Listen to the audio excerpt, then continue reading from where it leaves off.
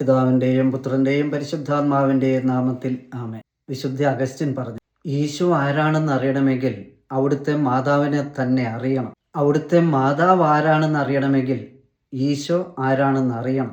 യേശുവിനെയും അവിടുത്തെ മാതാവായ പരിശുദ്ധ കന്യകാമറിയത്തെയും അടുത്തറിയാനും അനുഭവിക്കുവാനും ആഗ്രഹിക്കുന്നവർ ജപമാല ഹൃദയപൂർവ്വം പ്രാർത്ഥിച്ചുകൊണ്ടേയിരിക്കണം.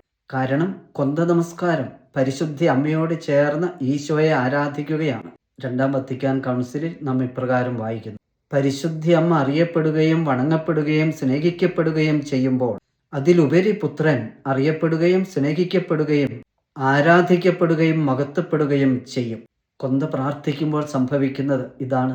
മാതൃപുത്ര ബന്ധത്തിൽ മാതാവിനെക്കുറിച്ച് ഏറ്റവും ഹൃദയസ്പർശിയായ വചനഭാഗം കാൽവരിയിലെ രംഗം. വിശുദ്ധ യോഹന്നാന്റെ സുവിശേഷം 19-ാം അധ്യായത്തിൽ യേശുവിൻ്റെ കുരിശിനരികെ അവൻ്റെ അമ്മ നിൽക്കുന്നുണ്ടായിരുന്നു.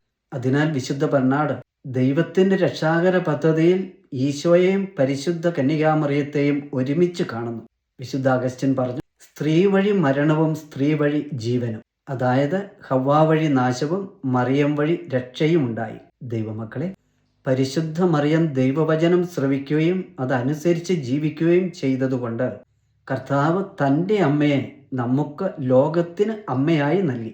ആ അമ്മയുടെ സംരക്ഷണവും സഹായവും അനുഗ്രഹവും പ്രത്യേകം ലഭിക്കുന്നു കൊന്ത പ്രാർത്ഥിക്കുമ്പോൾ. യേശു കർത്താവ് നമ്മെ അനുഗ്രഹിക്കട്ടെ. ഈശോ മിശിഹായ്ക്ക് സ്തുതിയായിരിക്കട്ടെ.